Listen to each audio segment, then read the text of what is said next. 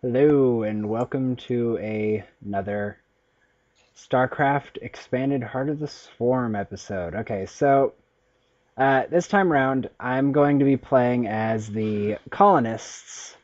And I'm going to be playing the hybrid slaves. Now you'll notice that this is actually us watching a replay. This, just like last time. Again, mistakes were made, but we've also determined that this is probably a better way to do it just because we can give you all more details, as well as show you what the computer's doing and potentially gain an idea of what faction I'm going to play next. Now we can learn what the computer played. Yes, I'm curious about this too. If y'all remember in the last video, if y'all watched the last video, the computer actually played as the colonists and weren't able to do anything. And there's a reason for this, and I'll explain that and show you how they're properly used. But let's wait until I actually get the building up, because that would make more sense. We got one of the blues choosing Dominion. And they're still not decided. So one actually went Dominion? Blue went Dominion. And Teal doesn't know. Yeah. So, everybody knows who the Dominion is. In this mod, the Dominion is a very aggressive faction for the Terran. But, you know, if you know your StarCraft lore, that makes a lot of sense. It's the Dominion we're talking about. They actually have 3 squads that you pick from after you select your actual faction for it.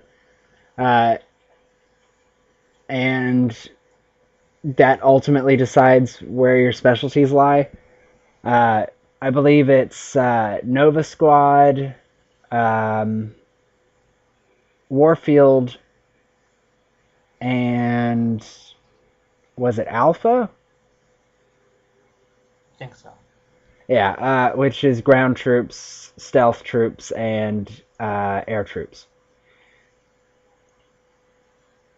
And I don't think Teal decides at all. It doesn't look like it. Maybe Chill will work it out later. Who knows? Probably not. I think they were about to go Colonist, but didn't have our barracks up. Well, they're setting up a second barracks. Yes, it seems locked for them though. Maybe it's for the best. Okay, so you'll see here that I'm building a bar. This isn't in the normal set for Terran units. And that's because if we go into the build menu for this SCV, the barracks is actually replaced with the bar. Now, the bar is obviously a custom structure and has custom troops inside of it. So, in combination, if y'all go back to Starcraft 1 and Warcraft games, unless you edit a trigger for a custom map, the AI cannot use this. Gesundheit.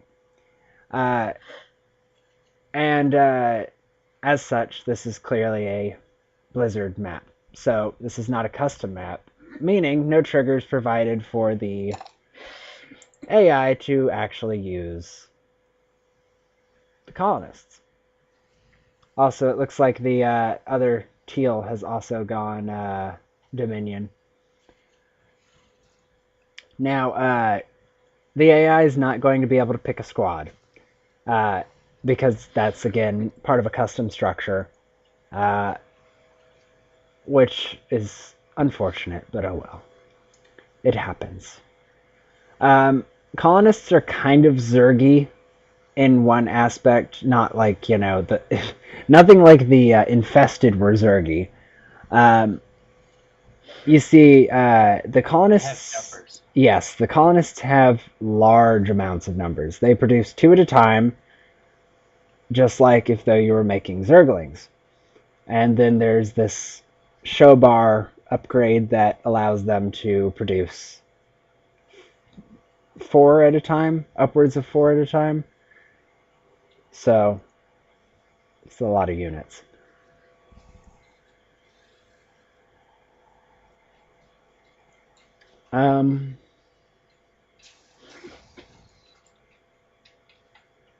Uh, the colonists kind of force you to get your change your play style up a little bit, just because their units are so much different from what you're used to. With the infested, you can, for the most part, improvise because they're not that different. They're different, but not that different. In this case, as you can see, you've got the normal upgrades for the Terran. And this is really all you got going on. Here's me noticing the first attack. Yep. Not from where it comes from, but just that it's there. Yeah.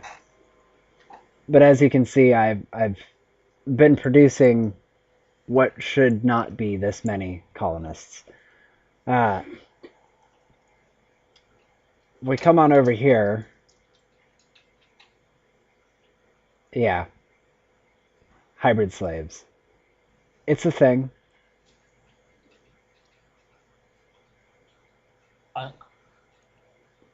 Sadly, I didn't read it all the way, so about the only things I used was the upgrades for roaches and the actual hybrids. I missed the infested zealots because I didn't choose an infestor. Which is saddening. The infested zealots actually don't look all that much different. They are different, though, but not all that much different. It's just... my expansion. Just, imagine being able to spew out infested zealots instead of infested marines. It's not all that much different. Not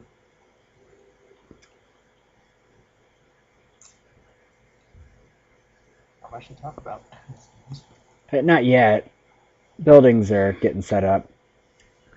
So, in the factory, you'll notice that I have the Mohican ATV and the APC for the custom units in here. Mohican is basically just a weaker version of the Hellion. It's more of a scout kind of thing. You've actually seen them in the campaign if you've played the Wings of Liberty campaign. They're the little colorful cars that don't move around.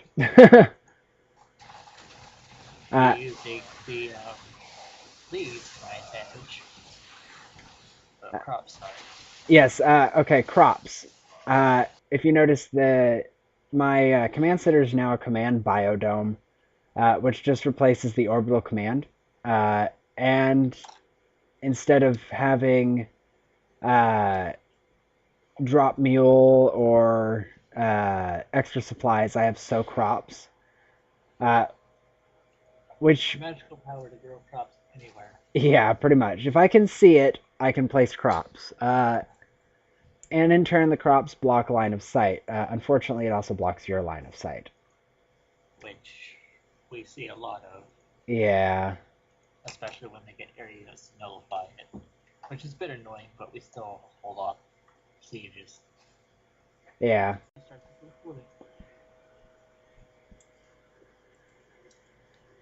So...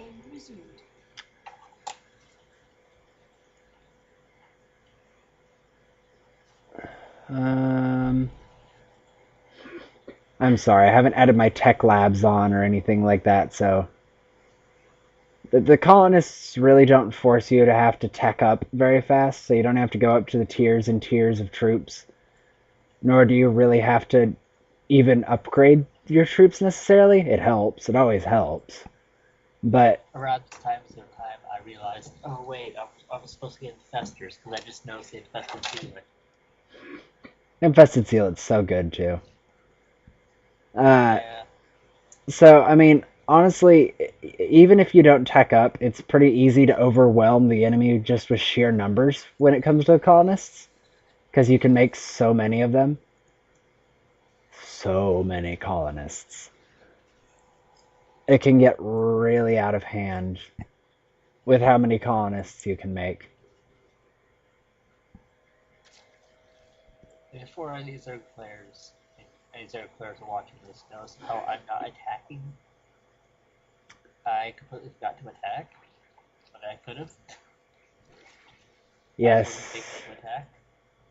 his Zerginess is not Zerginess.exe has crashed. Well, I think the swarming part's here, just not the actual attack with the swarm part. Yeah. I tend to have the Terran turtle mist in mind at times. Yeah. So I should shortly be upgrading my bars to show bars here and making APCs. APCs are cool because they are literally mobile bunkers with a gun, which is nice. It's a nice touch to have it set up where you can fire from said vehicle. Unfortunately, this also opens up an interesting opportunity to I'm not going to call it cheat, but definitely do something you normally shouldn't be able to do, but it wouldn't be the first time it's happened in a game. It's kind of a cool feature, kind of a loophole. Think of Diamondbacks that could fly. Yes, you can literally load the APCs filled up with troops and then load the APCs up into a transport vessel like the Herc. Except, if you recall with the Infested, I mentioned that there was a slightly more expensive combat type alternative, and that is the Zeus. So. Oh, that's fine. I thought it was like Raven. No, it's been Widow Mines. Unfortunately, I once again did not get a chance to really show off the Zeus very well in this match, but you'll get a general idea. It showed off one last time. Yeah, to a degree. Yeah, Raven. Oh, and here's one of my hybrids. As you can see, it says it regens life faster than normal, but it's not that noticeable. They also have restricted fly, which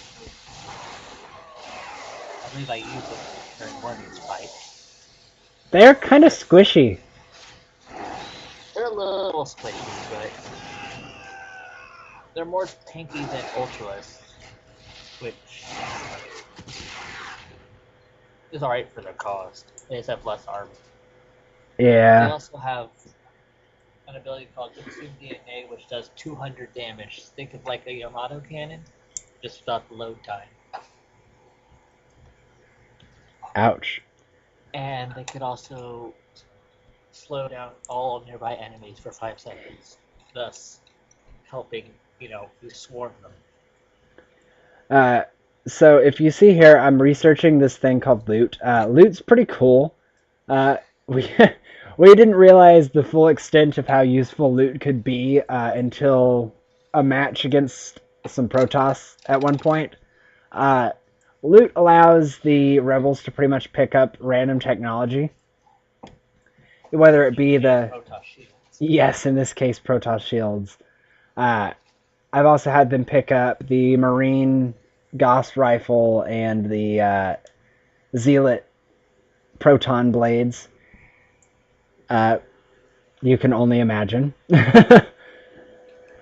But yeah, so it's a pretty cool ability. It's not something that just goes, yep, gonna pick things up. It is more of a chance kind of thing, which is why it's a little bit more balanced. Because, I mean, come on, if you picked up proton shields every time you killed a Protoss Zealot, or, I mean, come on, it's just ridiculous. Then again, the rebels themselves are squishy, so it doesn't make too big a difference. Yeah, literally, they've got 30 HP, and it doesn't go anywhere from there. But then again, for their cost, that's not bad. That's less HP than a Zergling. Yeah, yeah. Um, But then they cost as much as a Zergling, so do they? I think so. How much do they cost again? They only cost 40 minerals. Oh, so they cost 10. Wait, for 2? Yep. Okay, so they cost 10 less than the Zergling. Yeah. Or 5. As you can tell, if you're one of those players that likes to try to budget out their resources as best they can, uh, the rebels are definitely the one to utilize. Yes, this was the point that I noticed there was a glowing purple roach. This is the adaptive plating upgrade from the hybrid slaves, which increases the roach's armor by 3 when it's below half health. Useful, useful.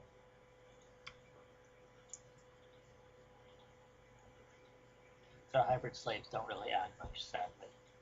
It's just that upgrade for the roaches, infested sealets, infested marines, and hybrids. Yeah, sadly with the colonists, there's really only 2 tactics you can use with the colonists. And that's the equivalent to a Zerg rush for Terrans, and, well, utilizing APVs and Zeus's. Which I that'll... probably could have prevented that hybrid over here from dying, but oh well. I had the money to replace it. I had the technology. Yeah, once again, we are playing with big game hunters in this match, just because this mod tends to be mineral and Vespine hungry in some cases. Obviously not with the colonists, because I'm just racking up them minerals. Does it loot also give minerals? Yeah, it does. Another thing about the colonists, if you really, really want minerals at a very, very large amount, just volumes and volumes of minerals, just splash a bunch of colonists against an army. You'll have all the minerals you can possibly want. Uh, but for those of you that don't know what Big Game Hunters is, Big Game Hunters causes this to happen. Mineral fields don't normally have anywhere near to this amount of minerals in them. In fact, it's more accurate to say that 20,000 is an awful lot for mineral fields. There's me putting a Nidus worm here to quickly, move my army over, and it never gets used.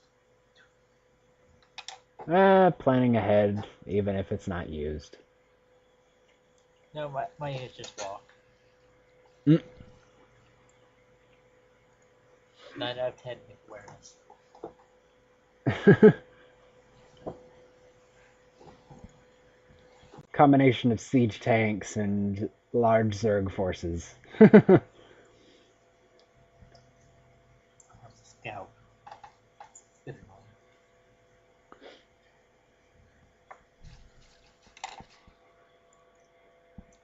Game full. Flatlining. Seriously, look at the production tab. Production. Looks for production tab. It's in the corner where it says none. Ah. That APO.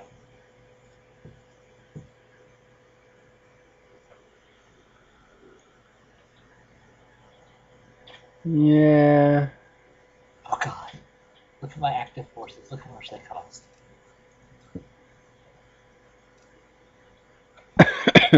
Well. That's kind of pricey. Yeah. I lost the most units, but I didn't lose the most resources. Game resumed.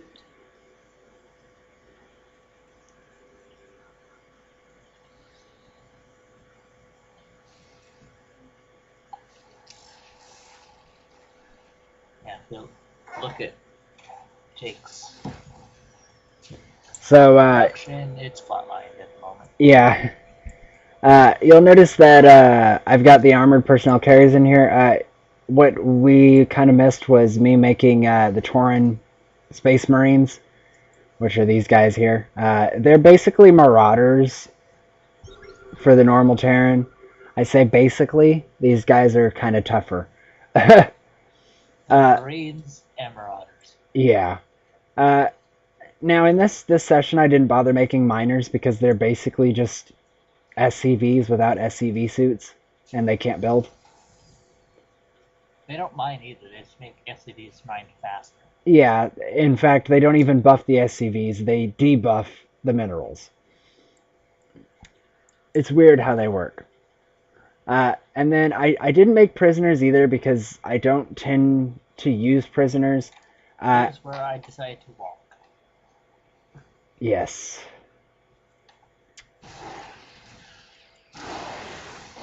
And devour the DNA of a thorn. The issue with prisoners is that they're melee and they're casters. So I mean, come on, melee caster. It's not something that usually works all that well together. So I don't tend to use them, just because they don't really work in the way that I need them to work. And they're a bit squishy. They're very squishy. It's very, very squishy. It doesn't make a whole lot of sense. Anyway, so here in the starport we have the blimp, which is really awesome when you want to basically cause an enemy's army to turn on itself, or slow down. So they can either broadcast, which debuffs the enemy, or they can entice rebellion, which does exactly as it sounds. It causes the enemy army to berserk. And it will literally attack anyone, including their own. And then we've got the Nomad here. The Nomad is a flying SCV. Yes. It can't build, but it can repair, and it also can get minerals from buildings that are destroyed. Or another way to look at it, it's a science vessel that repairs mech units. Instead of heals. At least I think the science vessel heals. Can't remember. I don't believe the science vessel heals. I believe something that had science vessels that heal. So yeah, this Zeus is not going to do anything near the same as this Zeus is. This Zeus is purely for dropping off troops. It has a lot of troops. Yeah. We're getting close to the point where it ends. Yes. So this is Nick's murder. This is Nick's hybrid force, and this is literally my entire army right here in 3 ships. You could have more, but I could have more. Supply. I mean, come on. If y'all recall the last game, I literally ran the entire game off of 4 supply depots. Not the case here. They're cost hungry. I have 7 hybrids, 4 ultralisks. I'm not even going to count hydralisks and roaches. I forgot the zerglings because I ran out of supply. I hit the supply limit. But basically, you're going to see how much destruction 7 hybrids can be, do for defense. So, I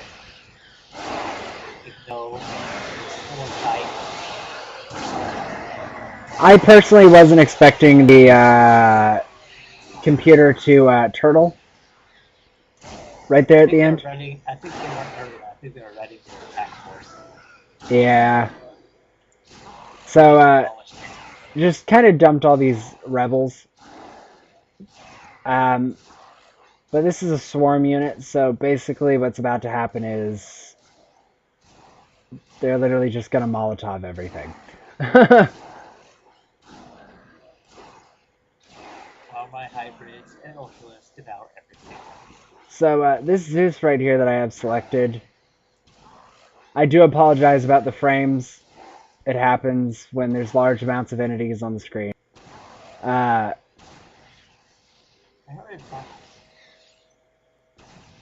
other areas. This Zeus is also fire. The Tauran Space Marines that are inside, the APVs that are inside of this Zeus are also firing. So more You damage. see the small explosions, which are just barraging, which are just like all over the buildings. Yeah. It's more noticeable when it's rebels inside, just because you can't miss Molotovs everywhere. On top of the fact that the Zeus is literally a Hercules that can shoot guns. So that's the thing. Anyway, so if you enjoyed, keep an eye on the channel, and we will, with any luck, be uploading more videos of this nature. And you'll just have to wait and see what faction and what brood are played next time. Thank you everybody for watching, and goodbye.